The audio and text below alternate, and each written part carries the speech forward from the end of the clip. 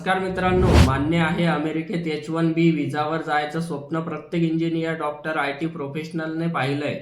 पण यंदा हे स्वप्न $1,00,000ची फी देऊनच फ्रेश करता येणार असं अमेरिकन सरकारने ठरवलंय. आता हे नियम लागू झाल्यावर भारतीय IT कंपन्या आणि प्रोफेशनलच्या घरात धस झालाय. कारण भारतीयच आहेत H1B विजावर जाणाऱ्यापैकी तब्बल 70%. एवढी मोठी फी देण्यासाठी आता आईच्या अमेरिकन दादीकडून पण उधारी काढावी लागेल. म्हटलं तर सुप्रीम कोर्टाने नियम थोपवले नाहीत, पण ट्रम्प सरकारचं म्हणणं सिस्टीमचा गैरवापर होतोय म्हणून कडक प्रावधान. काही भारतीयांनी प्लॅन केला होता अमेरिकेत जाऊन दिवाळीला गिफ्ट पाठवावे, पण आता $1,00,000ची फी ऐकून सासूबाई म्हणते, बाळा अमेरिका सोड, इथूनच व्हिडिओ कॉल कर. या कडक नियमामुळे काही जणांना नोकऱ्या मिळणं कठीण होणार, काही जणांना ट्रॅव्हल प्लॅन रद्द करावे लागतील आणि छोट्या IT कंपन्यांसाठी तर ही फी म्हणजे मुद्दाम केलेली शाळेला जाण्याची वाढती फी.